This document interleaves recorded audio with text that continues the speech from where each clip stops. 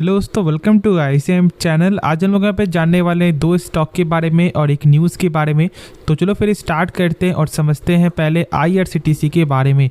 आज के दिन इसका क्वार्टर का नंबर है जो आप लोग जानते हो, ठीक है। लेकिन हम लोग यहाँ पे क्या देखेंगे, इसका टेक्निकल भी डिस्कस करेंगे और यहाँ पे क्या उम्मीद से नंबर अच्छा आते हुए दिखाई दिया या फिर नहीं दिया, वो भी हम लोग यहाँ पे डिस्कस करेंगे। तो अंत तक देखना।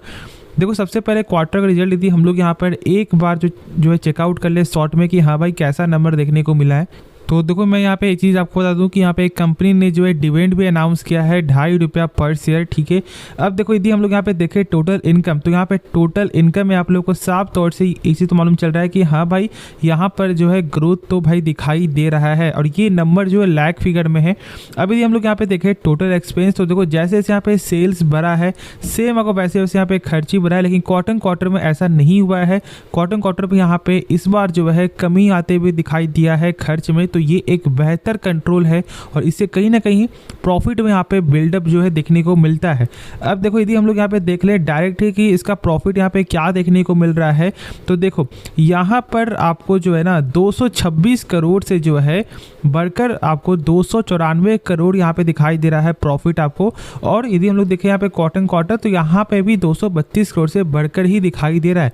मतलब यहाँ पे ओवरऑल जो है इनकम में भी ग्रोथ है। हाँ, बस इनकम में क्वार्टर एक फ्लैट नंबर है, लेकिन ऐसे देखोगे ईयर पे या फिर आप देखो प्रॉफिट में, तो प्रॉफिट में यहाँ पे क्वार्टर भी एक गजब का पुश दिखने को मिलता है और ईयर भी। तो मतलब ओवरऑल जो है वो नंबर तो यहाँ पे बहुत अच्छा आते हुए दिखाई दिया है और कंपनी ने भी जो है डिविडेंड अनाउंस किया है।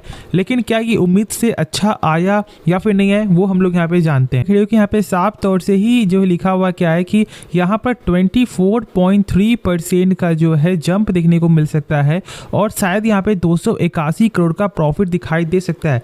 क्या यहाँ पे 281 करोड़ का प्रॉफिट है? इससे भी अच्छा देखने को मिला है, 294 करोड़ का प्रॉफिट है। तो मतलब ओवरऑल जो है सर एक्सपर्ट के अनुसार से जो है नंबर यहाँ पर बेहतरीन आते हुए दिखाई दिया, इसमें कोई भी शक मत रखना। अब यदि हम लोग यहाँ पे देखें इसका टेक्निकल, तो देखो टेक्निकल जो मैंने बताया था कि ये फिलहाल अपने जो है सपोर्ट को जो है एक रिस्पेक्ट देकर ये ऊपर की ओर तो यहाँ पे बढ़ते हुए दिखाई दिया है। लेकिन यदि कोई स्टॉक अपने सपोर्ट को बार बार यहाँ पे जो रिस्पेक्ट करे, तो हम लोग यहाँ पे वेट करते हैं कि एक ब्रेकआउट यहाँ पे हो और वो यहाँ पे ब्रेकआउट लेवल है 688 का। यदि ये लेवल यदि ब्रेकआउट होता है ना, तो ही आप इसके बारे में अभी सोचना। और ऐसे तो मैंने यहाँ पे आपके साथ जो है बहुत लंबे समय से मैंने शेयर किया था, जैसे कि यहाँ पे आप देख रहे हो कि मैंने इस पॉइंट से मैंने शेयर किया था। देखो यहाँ पे ये स्टॉक बार बार जो है ऊपर जाने की कोशिश कर रहा था, लेकिन ये ऊपर जा नहीं पा रहा था, ठीक है। और मैंने बोला था कि जैसे ही ब्रेकआउट करे तो आप इसके बारे में सोच सकते हो, जहाँ तक ऐसा यहाँ पे मेरा पॉइंट ऑफ व्यू है। और देख लो जैसे ब्रेकआउट हुआ है, स्टॉक यहाँ पे आया आपको रिटेस्ट होने, तो उसके बाद जो गेन हुआ है तो गेन आप देख सकते हो कि यहाँ पे स्टॉक कहाँ तक जाते हुए दिखाई दे रहा है। ओवरऑल मैं यहाँ पे एक चीज़ बोलना चाहूँगा, यदि आपको IRCTC का बिजनेस पसंद है तो ही यहाँ पे आप इन्वेस्ट करो फॉर द लॉन्ग टर्म के लिए। बहुत से लोग यहाँ पे ये सोचते हैं कि एक सरकारी कंपनी है तो शायद यहाँ पे कुछ भी हो सकता है, और इसलिए क्योंकि जब से यहाँ पे कन्वीनियंस फी का नाम आया तब से लोग ये सोचना स्टार्ट कर दिए हैं और ओवरऑल डर तो यहाँ पे बना हुआ रहता है। ये तो भाई सही चीज़ है, तो इसलिए कंपनी को पहले सही से समझो, उसके बाद ही कोई फैसला लेना। और आज आप यहाँ पे देख भी सकते हो कि भाई 1.5% से ज़्यादा का जो है गेन भी दिखाई दिया है। तो यहाँ पे ओवरऑल जो है कल के दिन में शायद यहाँ बुलिश यहाँ पे साइन देखने को मिल सकता है। अब ये कोई बाई होल्ड सेल का भाई आपको रिकमेंडेशन नहीं है, तो खुद से एक बार सोच समझ करके ही कोई भी फैसला लेना। अब यदि हम लोग यहाँ पर एक ब्रेकिंग न्यूज़ के बारे में जाने, जो यहाँ पे मार्केट से तो आपको जो रिलेट नहीं कर रहा है, लेकिन जानना इंपॉर्टेंट है। इंपॉर्टेंट यहाँ पर बस एक आपको बेसिक नॉलेज के रिगार्डिंग से है। तो देखो यहाँ पे फ़ोन पे जो है क्रॉस कर चुका है 500 मिलियन रजिस्टर्ड यूज़र, मतलब कि 50 करोड़ से भी ज़्यादा जो है इनके यूज़र्स यहाँ पे बन चुके हैं। अब देखो जानते हो कि बहुत सारे साइट्स है, जिस बहुत सारे जो है पेमेंट्स ऐप है, जैसे कि फ़ोनपे तो यहाँ पे है ही आपको, जो गूगल पे है, पेटीएम है और भी है। लेकिन यदि मैं बेसिक से बताऊं तो सबसे सिंपल जो गेटवे है ना, वो यहाँ पे फ़ोनपे का ही है। और आप कमेंट में बताना कि आप जो है फ़ोनपे यूज़ करते हो या फिर पेटीएम या फिर गूगल पे, ठीक है। और यदि कुछ और भी यूज़ करते हो तो वो भी आप कमेंट में ज़रूर से बताना। तो चलो देखते हैं कि भाई यहाँ पर जो है सबसे ज़्यादा यूज़र्स भाई किसके बैठे हुए हैं, तो कमेंट जरूर से करना, ठीक है। अब चलो यदि हम लोग यहाँ पे नेक्स्ट स्टॉक के बारे में जाने, तो स्टॉक का नाम है HDFC बैंक। देखो खास बात क्या है कि जो मैंने इसका टेक्निकल बताया था वो टेक्निकल साफ तौर से ही फॉलो होते हुए दिखाई दिया है। मैंने बोला था कि देखो जैसे ही यहाँ पे 1579 का लेवल जो ब्रेकडाउन हो गया है, आप इसके बारे में मत सोचना यदि आप यहाँ पे ट्रेडिंग पर्पज से जा रहे हो, और सेम रूल यहाँ पे फॉलो होते हुए दिखाई दे रहा है। लगातार स्टॉक फिलहाल अभी आपको डाउन ही जाते हुए दिखाई दे रहा है। देखो ये एक ट्रेडिंग पर्पज है। अब मैं यहाँ पे क्या बताने वाला हूँ, जो एक्सपर्ट है वो यहाँ पे बाई रेटिंग दे रहे हैं, ठीक है। और ये बाई करने का जो है कब उनके हिसाब से बाई करना चाहिए वो यहाँ पे चलो हम लोग यहाँ पे डिस्कस करते हैं। उसके बाद कुछ हम लोग यहाँ पे बेसिक चीज़ भी इसके बारे में जानेंगे।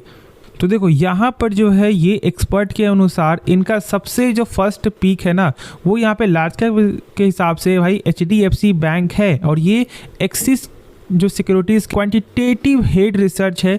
तो इसलिए इनके सबसे ये बोलना है कि आप जो मुहूर्त ट्रेडिंग में इसे फॉलो करके चल सकते हो, ठीक है। और ये आप जानते हो कि क्या होता है, मतलब जो दिवाली के दिन अपना मार्केट बंद होता है, लेकिन एक स्पेशल ओकेज़न के कारण जो है यहाँ पर एक ऑप्शन दिया जाता है, मात्र 1 घंटे के लिए मार्केट ओपन होता है, जिसमें हम लोग यहाँ पे कुछ जो क्वांटिटी को लॉन्ग टर्म के लिए ज़रूर से ऐड करते हैं। ये हमारे लिए शुभ होता है। तो इसलिए यहाँ पर जो है ये जो रिसर्च जो एक्सपर्ट है उनके अनुसार लार्ज कैप के हिसाब से HDFC बैंक को ज़रूर से पिक करना चाहिए, और इनका यहाँ पे यही बोलना है। इनके हिसाब से 1 साल के लिए इस स्टॉक को फॉलो करके चलना चाहिए।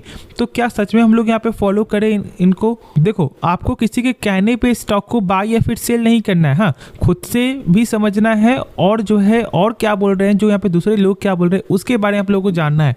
बेसिक चीज़ यहाँ पे क्या है कि देखो भाई टेक्निकल जरूर से यहाँ पे खराब है अभी फिलहाल, लेकिन फंडामेंटल इस कंपनी का हम लोग यहाँ पे खराब नहीं बोल सकते हैं। कंपनी का जो फंडामेंटल है वो यहाँ पे बहुत ज़्यादा यहाँ पे स्ट्रॉन्ग है, और उसका वजह क्या है भाई NPA, ठीक है, यानी कि नॉन परफॉर्मिंग एसेट। जो मैंने बताया हुआ कि ये होता क्या है, तो मैं बार बार इस वीडियो में आपको हर वीडियो में इस टॉपिक को नहीं लाना चाहूँगा, लेकिन हाँ बस शॉर्ट में जान लो कि एक तरह का बैड लोन होता है, जितना कम होगा उतना ही अच्छा होता है।